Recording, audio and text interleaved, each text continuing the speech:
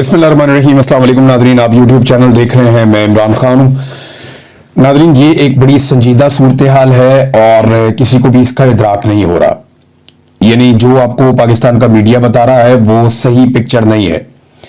मैंने, क्योंकि आपको याद है 2022 में हमने फ्लड्स के अंदर काम किया था, तो बहुत सारे इलाकों में अपनी टीमें बनाई थी।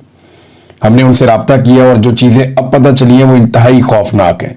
वो इतनी खौफनाक हैं कि सूबाई हुकूमत को या वफाकी हुकूमत को या पाकिस्तान की एस्टेब्लिशमेंट को या तो उनका अंदाज़ा नहीं है या वो पब्लिक को बताना ही नहीं चाहते कि पाकिस्तानियों के साथ इस वक्त हो क्या रहा है। भारत की जानिब से जो 3 दरिया हैं जिनमें अभी तक तुगयानी आई है, एक दरिया में पानी बढ़ा है और दरिया सिंध में भी पानी बढ़ा है। उसका रीज़न ये है कि पाकिस्तान में भी काफ़ी बारिशें हुई हैं। मकबूजा कश्मीर में बारिशों की वजह से जो एक फ्लो है वो दरिया झेलम में भी आया, लेकिन दरिया झेलम में सैलाब नहीं आया। दरिया चनाब में मजीद पानी भारत की जानिब से दाखिल हो रहा है और लगातार वहां पे पानी का फ्लो बढ़ रहा है। जो वहां से इतलात आई हैं दरिया चनाब से वो खतरनाक हैं। जम्मू में तूफानी बारिशें शुरू हो चुकी हैं और ये जो पानी है ये दरिया चनाब में आएगा, जबकि एक पानी बहुत बड़े पैमाने पर दाखिल होने वाला है दरिया सतलुज में, क्योंकि भारत में जो दरिया ब्यास का इलाका है वहां पे बहुत बड़े पैमाने पे कैशमेंट एरिया बना है। वो जो कैशमेंट एरिया बना तो वहां बारिश हो रही है और उस कैशमेंट एरिया का जो वहां से पानी है वो सीधा पहुंचेगा दरिया सतलुज में और दरिया सतलुज में एक बहुत बड़ा रेला इस वक्त भी गुजर रहा है। अब जब मैं आपसे बात कर रहा हूं तो अगले चंद घंटों के अंदर पाकिस्तान के तीनों दरियाओं में पानी का जो फ्लो है वो बढ़ जाएगा और भारत की जानिब से मजीद पानी आएगा। डिपेंड करता है कि भारत कितना पानी छोड़ता है और कितने पानी को रोकता है। अभी तक क्योंकि भारत के अंदर भी सैलाब वाली सूरत हाल है, वहां पे जम्मू से लेकर नीचे पंजाब तक और वहां से राजस्थान तक ये पूरी पट्टी में पानी फैला हुआ है और यही पानी पाकिस्तान की जानिब दरियाओं में छोड़ा जाता है। तो 3 दरियाओं की जो सिचुएशन है वो अब आपके सामने, और उसकी वजह से पूरा का पूरा पंजाब, लगभग अपर पंजाब को छोड़ के नीचे जितना पंजाब का इलाका है वो सारा का सारा बहुत बुरी तरह मुतासर हो रहा है। इससे पहले मैं आपको यह बताऊं कि जो अपर पंजाब के शहर हैं वो बुरी तरह पहले ही सैलाब में मुतासर हो गए थे। जो पाकिस्तान में बारिशें हुई थी और अभी दोबारा बारिशों की पेशन गोई भी है, और जो इंडिया में और जम्मू कश्मीर में बारिशें हो रही हैं उनका पानी पाकिस्तान में बहुत तेजी से दाखिल हो रहा है। पाकिस्तान में बहुत बड़े पैमाने पर नुकसान हुआ है इंफ्रास्ट्रक्चर का, जो आपको मीडिया ने नहीं बताया। मीडिया सिचुएशन बता नहीं रहा और सोशल मीडिया सिचुएशन को बता रहा है। एक बात मैं आपको बताऊं कि पाकिस्तान के सोशल मीडिया या डिजिटल मीडिया का सबको शुक्रिया अदा करना चाहिए। डिजिटल मीडिया की वजह से बेशुमार जानें बची हैं, क्योंकि सूबाई हुकूमत बिल्कुल तैयार नहीं थी पंजाब की। इन्होंने लोगों को बिल्कुल आगाह नहीं किया, लोगों को बताया ही नहीं कि किसी किस्म का सैलाब आ रहा है या कोई हिफाजती इकदाम किए जाएं या लोगों को उनके इलाकों से और मवेशियों को निकाला जाए। इन्होंने ऐसा कुछ नहीं किया और उसकी वजह से लोग बेखबर रहे। लेकिन सोशल मीडिया ने फौरी तौर पे इंफॉर्मेशन को फैलाया, हर तरफ से इंफॉर्मेशन आई। जो इंफॉर्मेशन इंडिया से मिलती थी सोशल मीडिया उसको सोशल मीडिया में डालता था, और क्योंकि पाकिस्तानी अब बहुत बड़े पैमाने पर फेसबुक को इस्तेमाल करते हैं, ट्विटर को, यूट्यूब को देखते हैं, तो इन साइट्स के ऊपर उनको आइडिया हो गया कि क्या होने जा रहा है। और फिर क्योंकि सब अब मोबाइल फोन टेलीफोन का दौर है तो इंफॉर्मेशन बहुत तेजी से फैलती है, तो लोग महफूज मकामों की तरफ मुंतकिल हुए हैं, महफूज मकामात की तरफ। अगर ये मामला आज से 10-15 साल पहले हुआ होता तो बहुत बड़ा डिजास्टर हो जाता। जो अब तक तबाही हुई है, जो हम देख रहे हैं, बेशुमार पुल गिर गए हैं, बहुत सारी सड़कें बह गई हैं, इंफ्रास्ट्रक्चर को बहुत बड़े पैमाने पर नुकसान पहुंचा है ये पूरे सूबा पंजाब के अंदर। और ये जितना नुकसान हुआ है ये अभी बताया नहीं जा रहा, बल्कि हुकूमत इन चीजों को छुपा रही है। हुकूमत के पास 2 रास्ते हैं। पहली, वो कोशिश करेंगे इन चीजों को छुपाएं और नुकसान को कम से कम बताएं, और दूसरा रास्ता उनके पास ये होगा कि वो इसको बाद में इंडिया के खाते में डाल दें कि भारत ने आबी जारहियत की है।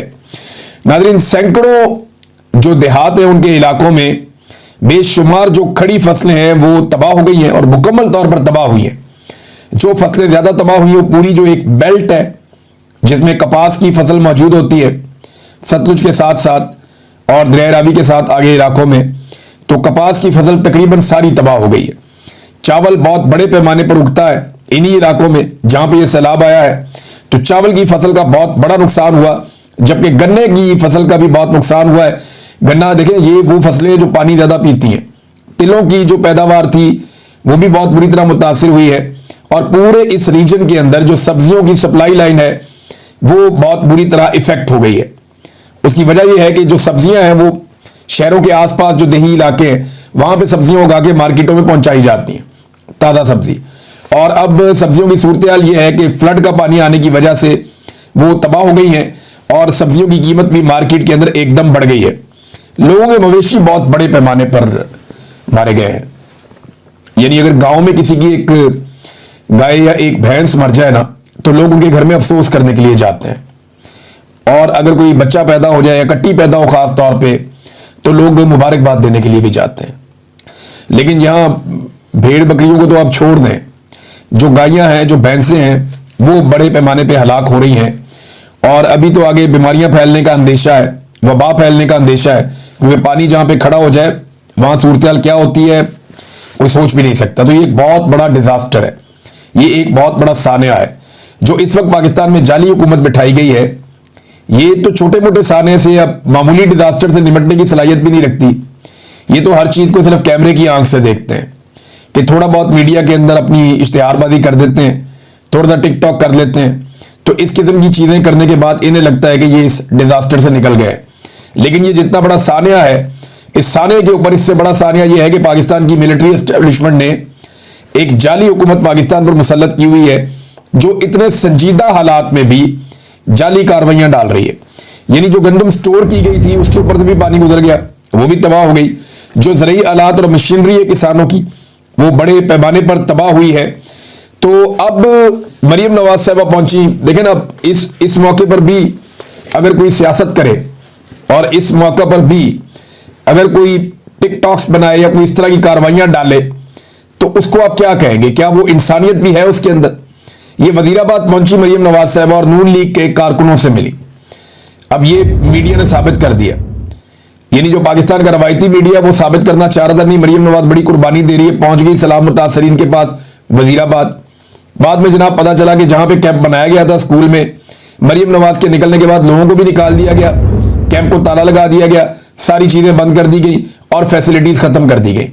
ये सिर्फ मरियम नवाज को दिखाने के लिए या उसकी वीडियोस बनाने के लिए एक जगह पे ये कैंप जाली बनाया गया था। और ये जो मुकाम है जहां पे ये कैंप बनाया गया था, ये सैलाबज़दा इलाके से मेरी बात हो रही थी जो मकामी सहाफ़ी हैं उनसे। उन्होंने कहा जी ये कई किलोमीटर दूर है, जहां पे सैलाब आया है ये एरिया उससे कई किलोमीटर दूर है। और जिन लोगों को यहां पे बिठाया गया है उनमें ज्यादातर लोग वो हैं जो नून लीग के वर्कर्स हैं, या वो लोग हैं जो सैलाब से मुतासिर नहीं हुए, ज्यादा लोग वो हैं। और उन्हें बिठा के वहां पे मरियम नवाज साहबा का एक ड्रामा करवा के, एक टिकटॉक्स बनवा के उन्हें वहां से वापस रवाना कर दिया गया और ये दिखावे के लिए एक कार्रवाई कर दी गई। लोग लगातार बता रहे हैं कि हमारा बहुत बड़ा नुकसान हुआ। किसान रहनुमाओं के जो बयानात हैं वो बड़े खौफनाक हैं। एक किसान रहनुमा है, उन्होंने एक स्टेटमेंट दिया है